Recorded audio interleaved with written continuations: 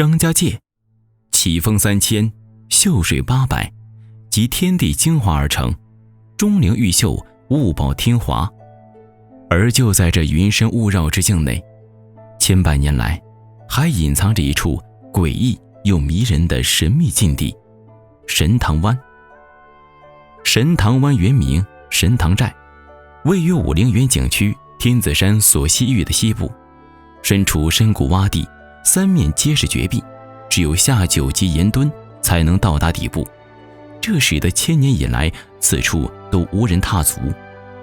当然，这个秘境最可怕也最诡异的地方，不是它的险，也不是它的深，而是关于它的传说故事。本期视频，我们就一起进入这深不见底的神堂湾，揭开它的诡异面纱。1. 仙草巨蟒。在明朝末年，永定卫、九西卫等地区瘟疫流行，湘西北斗四区十室九空，湿疹荒野。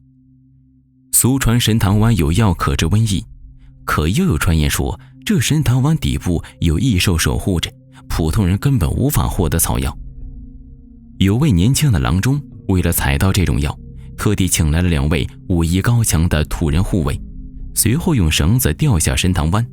可接下来的事情谁都没有想到，这3人居然就这么消失在了神堂湾里了。有人说他们是被仙人接走了，也有人说他们是被怪兽吃掉了。这真相究竟几何，无人得知，只是再也没有人敢下去寻宝了。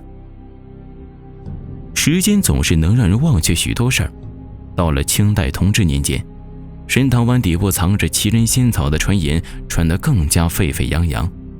2个身怀绝技的猎人，身背弓箭，手持宝刀，结伴去神堂湾猎取珍奇异兽。2人绑好绳子，就顺着悬崖峭壁一步步坠登而下。到了半山腰了，2人都感觉身心俱疲，刚要休息，就被旁边阴森恐怖的景象吓住了。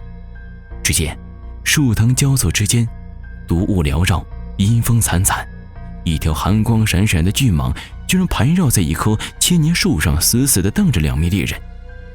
血红色的蛇信子和细长的树瞳无一不昭示着他的危险。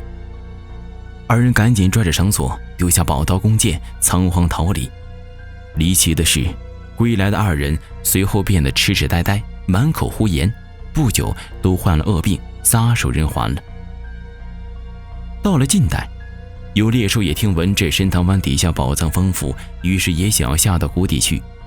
中途太累，就盘腿坐在一棵树上出旱烟，结果出旱烟的时候，却发现坐的似乎是条巨蟒，而不是树的枝干。猎手当即吓懵，暴毙而亡。2. 飞鼠。上个世纪，几个天不怕地不怕的民兵带着条狗，带着3巴士到神堂湾探险。当他们下到湾里1/3处时，狗就不肯走了。阴风飒飒，民兵壮胆地摸索着前进，只见墨绿的青苔上布满了毒虫，蜈蚣蜿蜒，蟾蜍跳跃，显得骇人又阴森。3. 奇声怪语。1982年夏，一位本土作家为了收集民间文学资料，邀了4人前往神堂湾探秘。他们逆10里画廊而上，取道支尔湾，从南侧峡谷进神堂湾。一行人刚接近谷口，忽然雷雨大作，毒虫从枯叶内四散而出，4人被毒虫追赶，只能落荒而逃。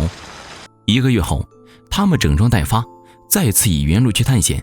结果巧合的是，又遇到了同样的情况，雷雨骤起，毒虫俱出。这位本土作家百思不得其解，只能败兴而归了。4. 鬼谷魅影。1986年夏，北京一位摄影记者想要拍摄关于神堂湾内部奥秘的视频，于是在向导的引导下来到湾边。当他系绳往下掉时，奇怪的事情发生了。只见记者刚掉下几米，忽听湾中传来马嘶人吼的声音，紧接着阴云浓合，狂雨如注。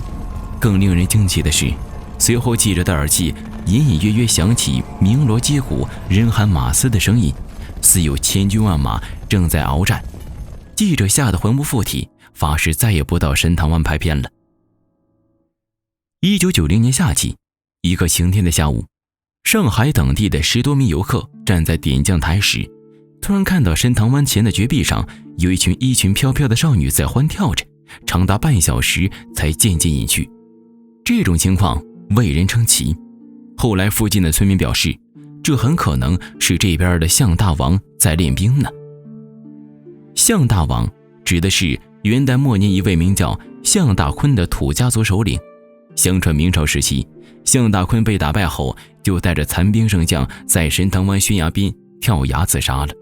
自此，这神堂湾底部就时常传出兵马嘶吼声，而民间也将此归咎于是死后的象王阴魂不散，召集阴间的旧部在下面继续操练所致。这些数不胜数的民间传说使得神堂湾更加神秘，甚至有网友将其称为中国的4大禁地之一。为此，央视还特地组织了一波科考队进入神堂湾进行探秘，结果他们发现湾底实际上什么生物都没有存在，既没有巨蟒，也没有毒虫，甚至连石蛙都不存在。传说中硕大的飞鼠实际上是一种飞狐。至于这里头的神秘怪声，则有2种说法。有人认为这是由于神堂湾内部有着许多瀑布，雷雨天流量暴涨，加上山谷的特殊构造所产生的回声罢了。也有人认为这是因为山谷主要由石英砂岩构成，这石英砂岩含有磁性，具有记录声音的功能。当年象王跳崖时，山谷的独特地形和岩石构造在雷电的作用下形成了一个瞬间的天然录音器，记录了当时发生的响声。在其后的时间里，当外界的条件满足时，山谷就会自动播放这些声音。当然了，种种说法各有千秋，使得到现在为止仍没能给令人信服的答案。对此你是怎么看的呢？对视频中提到的中国另外3大禁地感兴趣的朋友，可以关注我的官方公众号老烟斗，回复禁地获取相关资料。本期到这里就结束了，咱们下周不见不散。传闻这世上有一种猫比黑猫还灵，常年游走在阴阳两界，故而称之为阎王火。这是一个人变成猫，游走在阴间与妖邪之间的故事。